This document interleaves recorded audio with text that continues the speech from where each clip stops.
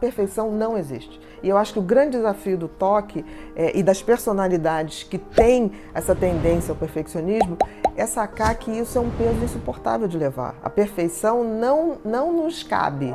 Nós temos que ter a humildade de que não somos perfeitos. Porque se não houver essa flexibilização, ele vai sofrer desesperadamente.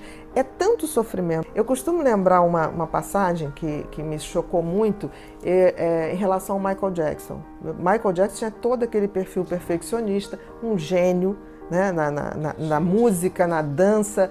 Talvez seja exatamente nessa sociedade que cobra padrões inatingíveis. E no mundo das estéticas, das aparências, do que vale é você mostrar, essa perfeição que é vendida nas revistas, vendida nos sites, nas redes sociais, está todo mundo sempre lindo, sempre maquiado, ninguém tem dor, ninguém tem problema, mostrar, né? Não pode mostrar, exatamente. Numa sociedade dessa, uma personalidade perfeccionista, ela realmente começa a acreditar que ela tem que ser perfeita, e perfeição não existe. Eu acho que as pessoas criaram padrões, por exemplo, as pessoas em geral, eu estou falando mulher, as mulheres todas querem a mesma bolsa, da mesma marca, os mesmos sapatos, das mesmas lojas, como se isso fosse uma necessidade. Isso não é uma necessidade, são acessórios. Que se dá para ser daquela loja ou não, ok, eu vou comprar uma coisa de uma loja que me seja confortável, mas não porque eu tenho que ter aquilo, né?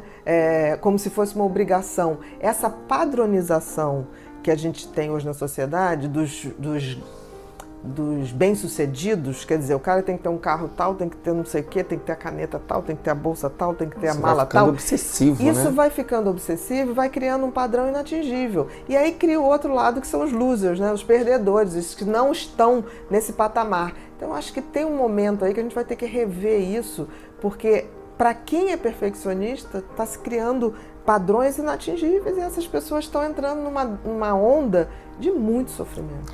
Um perfeccionista não vai adoecer, por exemplo, de euforia, muito difícil. O perfeccionista vai adoecer de ansiedade, de depressão, de toque, porque assim, a gente tem uma personalidade que é muito maior do que a doença que a gente possa vir a ter. Então essa personalidade é a base aonde a doença pode se acoplar, porque nós não somos perfeitos. Então não existe um cérebro perfeito. Nós iremos adoecer em algum momento da vida, seja no físico, seja na mente, na estrutura mental. E esse traço é o que eu digo sempre, o diagnóstico mais importante a se fazer é do traço, da essência. Porque a partir daquela personalidade, ele pode até chegar na doença. Mas quando eu for tratar, eu vou ter que tirar da linha da doença e tentar voltar para a personalidade e flexibilizar essa personalidade para que ela não volte a adoecer. Então, o traço nem sempre é ruim. O traço toque, por exemplo, é uma pessoa perfeccionista, é uma pessoa que, por exemplo, para ser revisor de livro, tem que ter um traço toque. Porque é o catador de erros. A pessoa perfeccionista, ela vê o erro. Existe um padrão de beleza que é pessoal, não existe um padrão de beleza coletivo. Isso é o grande problema que a gente vive hoje no mundo globalizado, que se criou vários padrões de beleza. Quer dizer, sempre foi assim.